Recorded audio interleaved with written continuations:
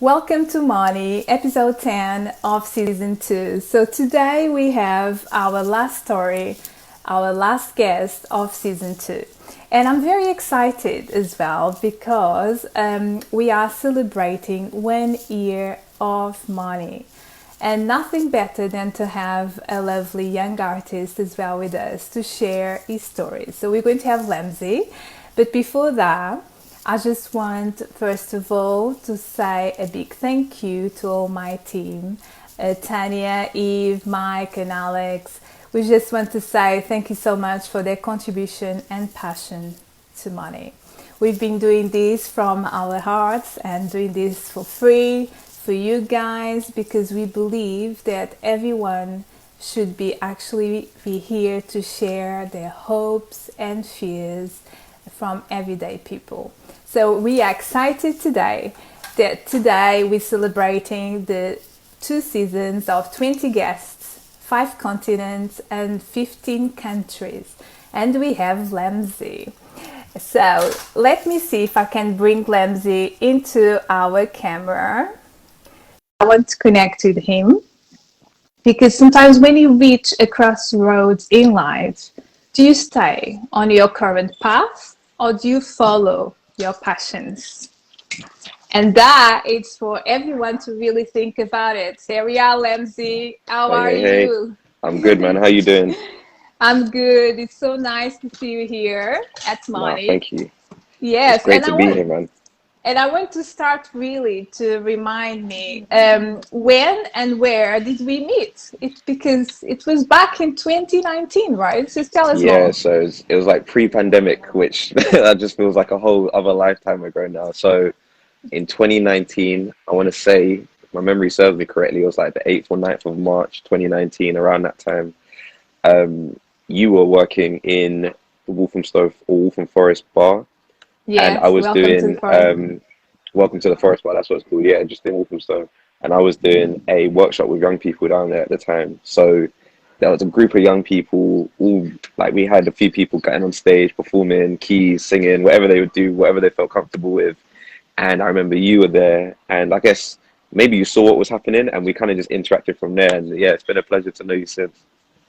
Absolutely. And the reason I really got to me was because you're already so passionate about what you're doing and you're motivating young people. And that was what our space was created. It was a space for young people and for people like you to come along and share.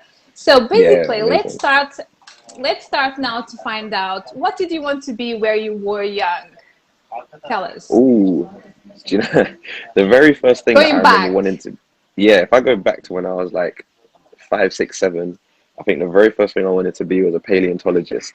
So that's someone who, they like study the bones of dinosaurs and fossils, and they just get an understanding of the historic world, like the really prehistoric world, I should say.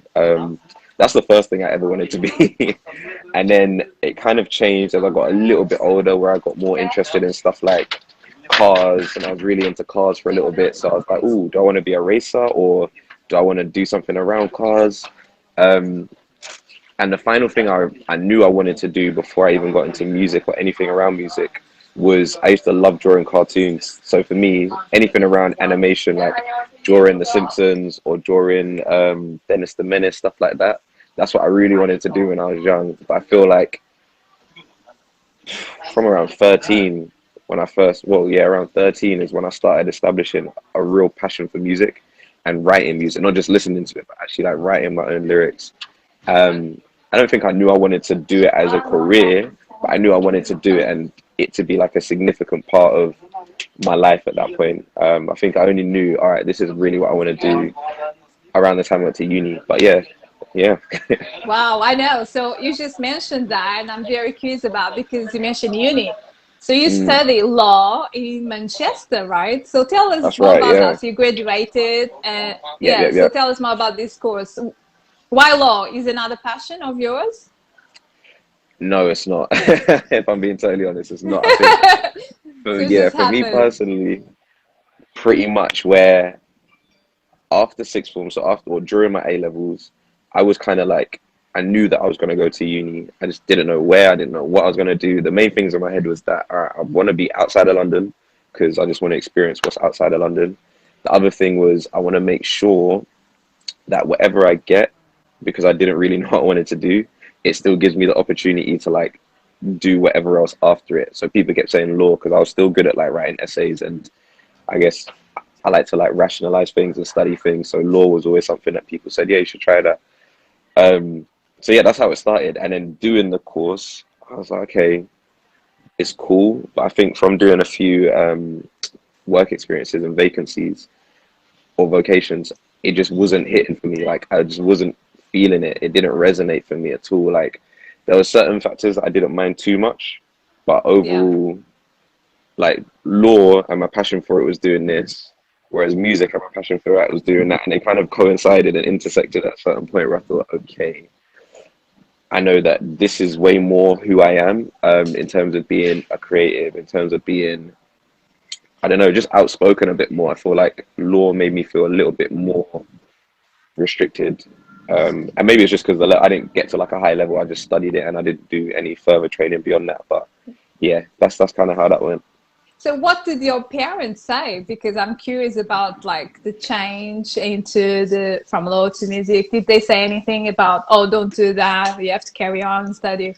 What, did you have Did any they? comments? I don't know. No, of course. Yeah, no, of course. We had conversations and stuff. But I think the main thing, that kind of like validated my change was, sorry, it's a loud motorcycle. While I was at uni, with the work experiences I was doing, it was like, okay, cool, these are going fine.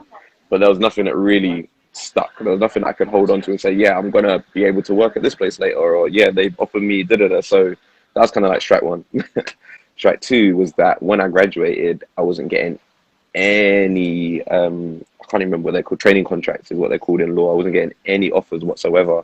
And people would always Do you say to think, me, oh, go on. I was going to say, do you think it's difficult because of any barriers? Did you manage to come across of any barriers at that point, do you think? Do you know, I don't think I got far enough in any application for me to even know if I did. Like, That was music for you.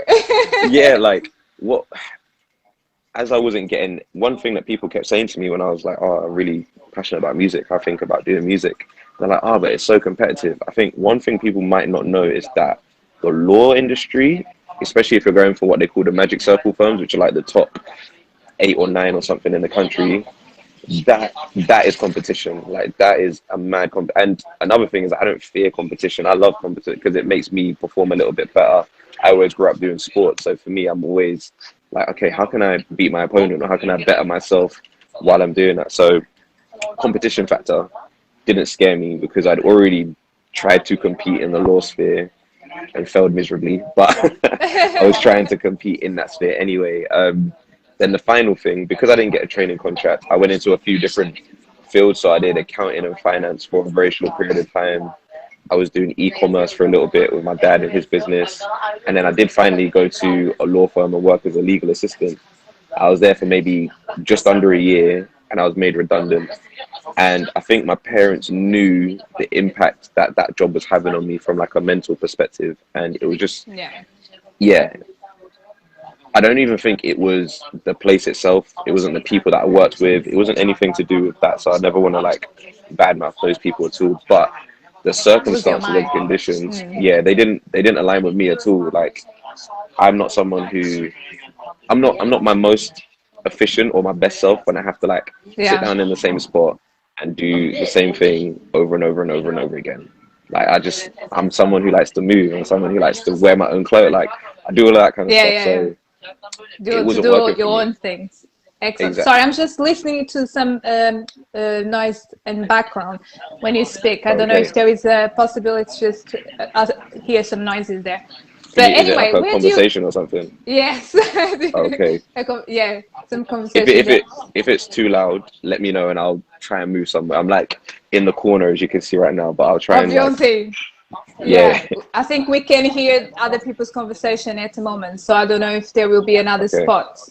Let me have a quick if look. it's possible. But anyway, good to drink some water because, guys, Oh, in it's UK, actually warm. London, today is warm, so we have such a beautiful weather. So it's amazing. I'm very Fair curious as enough. well Do you about mind if where I do you have a get your conversation here? inspiration.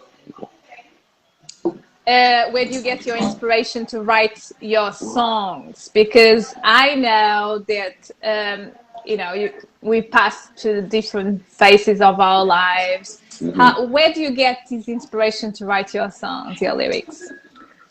You kind of nailed it on the head there, just through the different things that happen in life. For me, I think a lot of them stem from like my personal experiences where I feel like, oh, this has affected me. I really feel this, or I really believe this. So I wanna talk about this, and I want to express it in a way that I know how. And I think for me, just writing words, whether it's doing law and writing words as a uni thing, or writing words for the poetry, or writing words for the music, has always been my way of expressing. Like I love journaling as well. That's something that I do quite a bit. Well, I don't do it as much as I used to, but I do it occasionally. But yeah, that's my way of expressing just what's been happening in my life, and not just expressing it, but almost processing and understanding it as well. I think that's what music does for me. Whenever I hear something that I've done before, it always feels like a time machine. It takes me back to that moment of why I wrote what I wrote, where I wrote it, where I recorded it. The whole process comes back to me. So yeah, I think that's one of the inspirations as well, knowing that it's all just a reflection of my time and how I spend my time. So that's probably where it comes from. Yeah. Do you think are there any beliefs you carry that might be holding you back? Ooh, that's a good question. That might be holding me back. Um, I think I have like an unwillingness to water down what my music is, I guess. Like it's not my music's not really on an extreme of any kind, I wouldn't say anyway. So it's not like it's super controversial or super political or super anything like that. But if someone said to me, you need to make X song, I'd be like, unless I want to make that song, it's probably not gonna happen. Because yes, I could probably write the lyrics I need to go to this song or whatever, but yeah, I don't know. And maybe that belief of me not wanting to compromise too much on my music and my art form, maybe that might hold me back a little bit. But at the same time, because it's my integrity and it's how I feel about the music, I don't feel like I'm being held back at all. I think I've kind of navigated my way into really creating my own space, which has been quite nice, quite limiting just because I'm trying to do 99% of stuff on my own. But I can't complain about that because I put myself here. It's not like I was signed to a label and then they dropped me and now I'm here, or like I'm really, really trying to get signed to a label so they can pick me up. It's more, I'm just going to keep doing what I want to do within music and see what happens with it. And be focused, absolutely. So what Mm. advice do you think you can give to someone that would like to pursue a career in music? Is there any advice that you can just give in your own experience? Oh yeah, the number one thing is make sure you love it because if you don't love it, it's hard. Like music, not just music. I think if you have a passion of any kind, you need to make sure that you understand your passion is going to be commodified. And once it gets commodified, you need to have patience and an understanding in how your passion is now a commodity or it's now an asset. So with music, for instance, I love. Ooh, sorry, I disappeared for a second there. I love We lost you a performing. bit. It's all right. No, that's cool. I love performing. I like the process of writing. I even like eventually the process of memorizing lyrics. It's very frustrating, but I do like it. Um, but as an artist, I also need to understand that once I've created the thing and once I've done my role as an artist, there's a whole line of other stuff, whether it's marketing or social media or all of the other stuff that I don't really like or care about too much. Having an understanding that that's a big part of it. Love Big the part. first bit enough to know that you have to go through the process of the rest. Because if you don't love this first bit enough, doing the rest of it is just gonna feel even worse. So yeah, I'd say love it and really, Absolutely. really give it Yeah. time. Because you had to study music, I believe, of course, isn't it? You had to study how to write music and to. Do you play If instruments as you well? do, depending on what you're trying to do in the music industry, yeah. So for me personally, like I'm a lyricist. I don't know how to read music, so I don't even call myself a musician. I say I'm a music artist, or I'm a Oh, rapper, or a interesting. Yeah. lyricist. Da, da, da. Because yeah, I don't know how to read music. I don't know how to play any instruments. I just know how to use my words Oh, with sounds around me. So I love working with live music because I know how live music makes me feel. But in saying that, there's a lot of there's a lot of studying that you have to do to really understand like the people that have come before you, the way they've depicted stories, what resonates with people, how to create a song is very different from yeah. just writing lyrics as well. So just that level of research, whether it's completely independent like myself, where you just, you go on YouTube or you listen to stuff on Spotify enough where you're like, oh yeah, I love it, I love it, I love it. Um, or of course, conventionally, when you go to uni or something like that to really study, either way, you're going to have to do something to get you to get better. Yeah, that is very interesting, Lemzi, because you are a music artist and you don't even know how to read music, and you actually work as well with collaboration with other people, right? And that Mm. must be really exciting for you, isn't it? Is to write with the and to work with other people. Oh yeah, This 100%. thing, yeah. Yeah, yeah.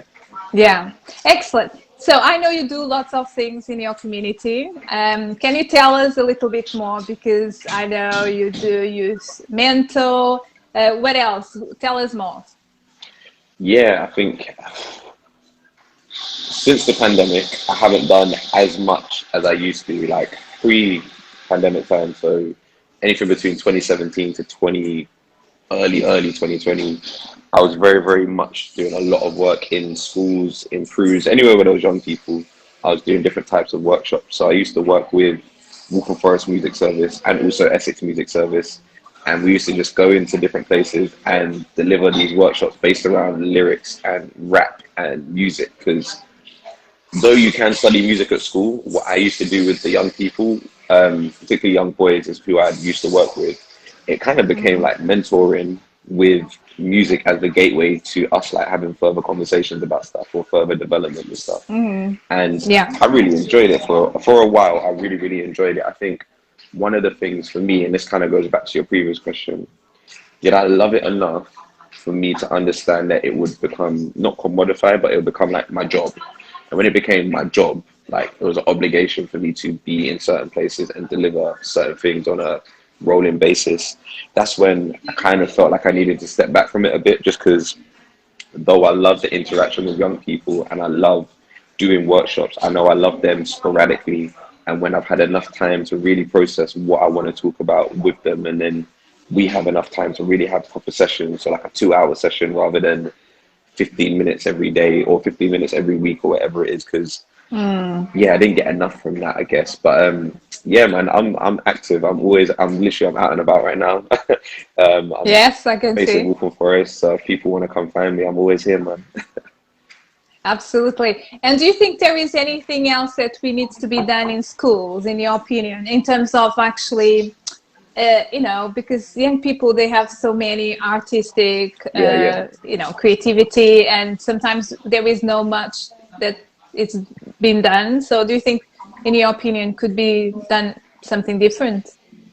100%. I think the whole education system in the UK needs to kind of get reanalyzed and restructured, if I'm totally honest. Because one of the reasons why I love speaking to young people, and one of the things I always try and spout to them, is that there is that thing that you think there is value in, there is value in it just because you think so.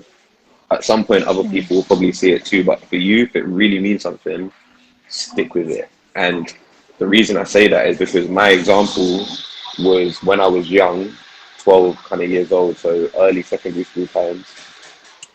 I loved grime music. Like that was my thing. Grime music. I knew all the artists. I knew where they were from. I knew who was in each crew. I knew everything about it that I needed to know, kind of thing. And it's what inspired me to write lyrics as well. But I had such a feeling about this thing.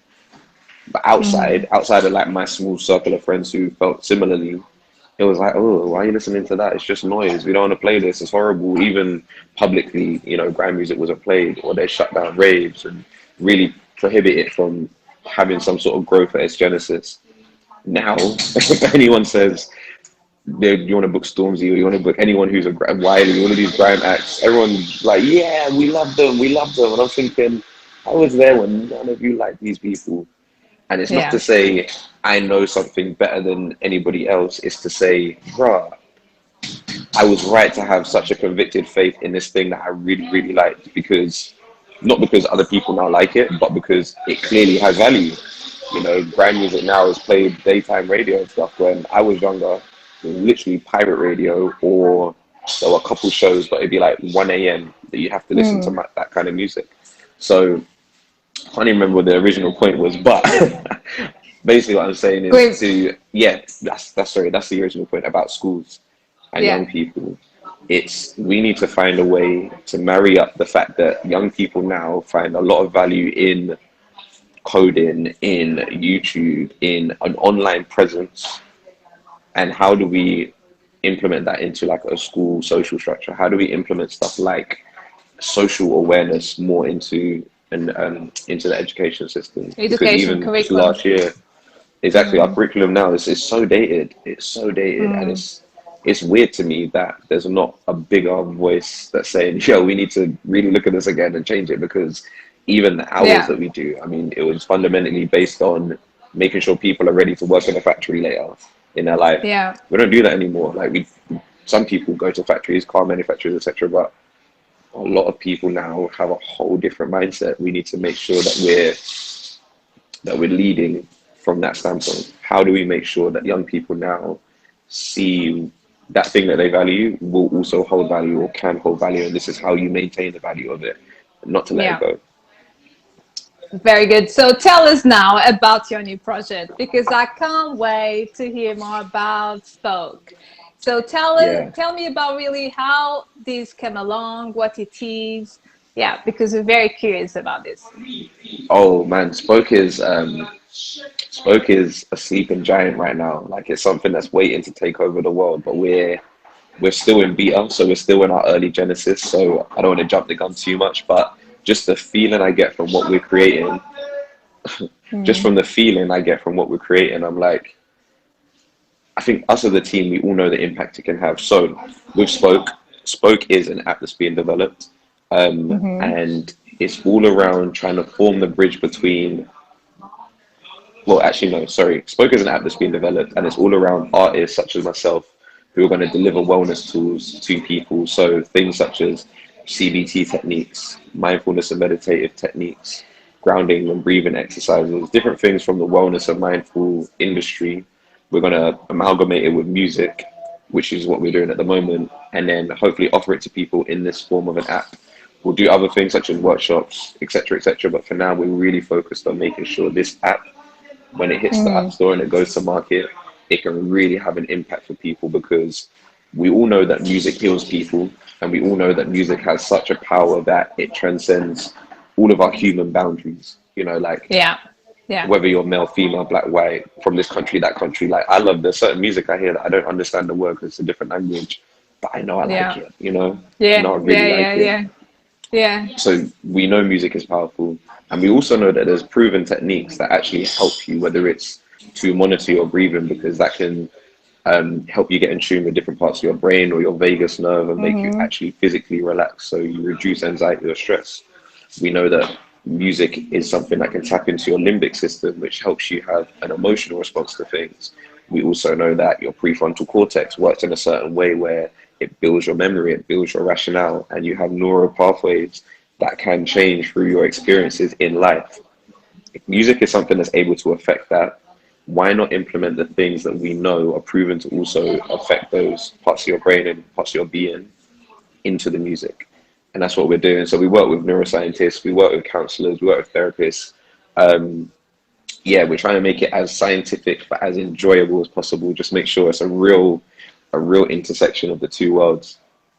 Sounds really exciting. So do you think really different cultures react to music in different ways?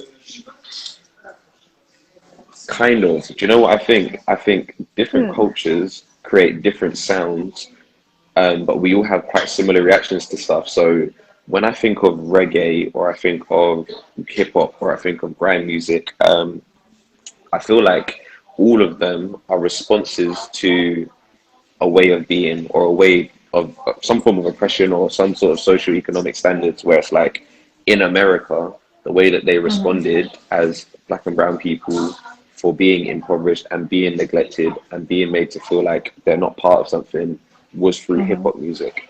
How you voice yourself was through hip hop. Same feeling came when it came to reggae. Same feeling is a thing that created grime music, that feeling of neglect, that feeling of you have to do something for yourself. And it comes from an urban black environment. So I feel like our responses might sound different, but they're all stemming from a very, very similar place. So I think the culture will define the sound, but we're all human. So I think we will have very, very similar responses. It's just our culture might make it slightly different with how it comes out. Absolutely, yeah. So what do you think the world will be like without music then? Oh, the world don't exist. The world don't exist. Like sound and frequencies have been here since the beginning of time anyway. So whether that's waves crashing on the rocks or even the sound of lava that comes down a volcano, like rain as it pitter patters, these things have always been there. And I don't think I've ever heard someone who said music has made things worse in my life. I've never heard that before. No, Like, no, absolutely. so I think we all need we need music. it. We need it. We do, man. Definitely, we need your music too, Lemzi. Definitely. No, So if thank you you. had, definitely, if you had the chance to collaborate with anyone in the world or pick an artist, who would you like to do some work with? Be big here because you never know who's going to listen to this. Be And big. yeah. Do you know? Okay. Do you know what? I used to always have one answer for this question, and it was always Alicia Keys. She was always the first person who would come to my head and be like, "I'd really love to do something with her," which, I still would. That'd be amazing. Two other artists that I know I definitely want to work with I would love the opportunity to do something with there's a guy called PJ Morton who he's like a gospel R&B artist. To be fair, sonically, some of his music is kind of similar to an Alicia Keys. It's usually quite stripped back, or it's very well produced, and it's just great. Like I proper rate him as a singer, songwriter, and artist in general. Yeah. Also, Skepta. I really like Skepta's music, and not just his music, but I love how much he's grown over the last 15 years as an artist. And I feel like, you are someone who now, especially if I got in a studio with you, I feel like there's certain nuggets of experience that you have that I haven't even experienced yet in my life. So those are two things. But also, I would love to do something with like a Latin artist at some point. I do feel like, I don't know, there's something there where if I was able to tap into that sound and that culture, because a lot of it actually kind of derives from Africa anyway. I'm Nigerian heritage, so it's kind of like a play on Afro beats to Latinx music to me with my UK influence. I just feel like there'd be a great synergy with that. So yeah, if you got any suggestions in that world, I'd love to. Wow, listen, you never know. From this moment in time, you never know. When you let me know when that happened for sure. Okay, I can't wait. I can't do. wait. I can't wait. So, we talk about fears at MONII a lot, and we always ask this to our guests about what fears do you have, or if you have any that you actually managed to overcome, that you are happy to share with our audience, in terms of to be, see them, to make them empowered. What would you say, or if you have any today that you'd like to share? Yeah, and I think last year kind of highlighted this for me, that I have a fear of loneliness. I have a fear of being properly isolated. So not necessarily physically being alone, but like feeling like no one else is there for me, kind of thing. I think that was something that I feared. I think one way to try and overcome that fear is to be on your own. Last year, as we all know, lockdowns, isolation, etc., we were forced to separate from each other. We couldn't connect and all this kind of stuff. And I've always been someone who, I'm very big on sharing my energy with people, which is why I love performing. Like I love going on stage and rapping because it's an exchange. I see and witness how people feel about what I'm giving them. However, I found it very important to overcome this notion of there is nobody there, and it's like it's just you. Because even from a personal perspective of not being in like a relationship anymore, because I came out of a relationship about a couple of years ago, like that detachment from someone is very difficult to go through. Not seeing your friends as well, that detachment again is very difficult to go through, but give yourself time and being compassionate to yourself and finding another way of expressing yourself. So for me, as I said, journaling was a thing where it's like, okay, I'm going through these experiences where I'm feeling like it is just me right now. If I can get it out somehow, whether it's writing it down, maybe some people might voice record themselves. Some people I know even like WhatsApp message themselves. Any way that you can overcome that sense, yeah, I think it's a big thing, and it was one of my fears. But I do feel like it's not completely conquered because there's always learning and development to do. But I do feel way better about that sense now. Yeah, absolutely. And Lemzi is about being kind to yourself. Just be 100. kind to yourself, because sometimes we just need to be kind and just say it's okay to feel that way anyway, isn't it? Yeah, for And real, you're definitely. absolutely right about the time, that give time, because we need to give time. So you talk about a lot about the COVID times and all these times we've been going through. Who actually has inspired the most during these challenging times, would you say? Is any a Oh, particular person, anyone that you can like to mention? that's a good question. Anyone particularly?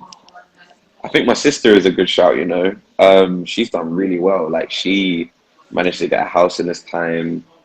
What else has she done? She's like got promoted in this time. Like she's just doing a lot or has done a lot in this time. So just seeing her be successful and maintaining herself throughout this period has been really, it's been really inspiring. It's been great to watch. Like I'm really proud of her because she's done so much in this time where a lot of people, such as myself, it kind of felt like the setback time, the time where you have to sit back, reflect more on yourself internally than do stuff externally. But she smashed it. So I'm proud of her, man. Well done, sister. Well done from MONII, Yeah. that's for sure. So finally, we almost there. So if you were a song, what song would you be and why? Ooh, that's a great question. Do you know what song I might be? I might be. What is that song called by Queen, Bohemian Rhapsody? I feel like I might be that song because that song doesn't make sense. As a song, it doesn't make sense because there's not like really one theme that goes constantly throughout it. It's not got one style or sound. They go into they go into like Oops, choral okay. parts. There's choral parts, there's very emotional parts, there's very energetic parts. And I feel like that's me. I'm all of those That's different you. things at different times. I'm usually very calm, but like I have my spikes. Say like if I'm performing, it'd be like, all right, cool, let's go, let's just get there, kind of thing. And then your more emotional times where it's like, so yeah, probably Yeah. Bohemian Rhapsody because I'm not someone who I don't really like this too much. Just in life, not Yeah. necessarily music. It can be like that in music, but in life, I kind of like being able to travel somewhere or talk to different people or do different shows. Yeah, so yeah, I think maybe Bohemian Rhapsody.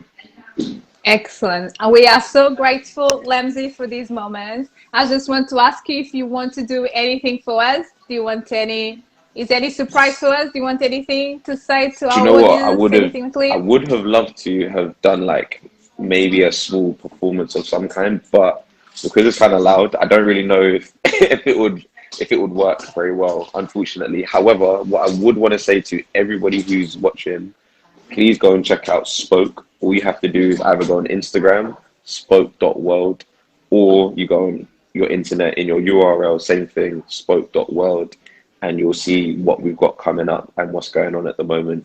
I just ask everyone to be patient because we're coming as opposed to in our full form now. But if you're a part of the journey now, it's going to have so many benefits later on in the future. So, Spoke, that's the main thing. Excellent. Thank you so much, Lemzi. And thank everyone for actually watching Lemzi's story today. We Yeah, are thank you guys. grateful. And I can't wait because you'll be doing so many amazing things and we can't That's wait to right. see it That's right. more. Okay. So please help us to share Lemzi's story. We will have on YouTube as well in a few days.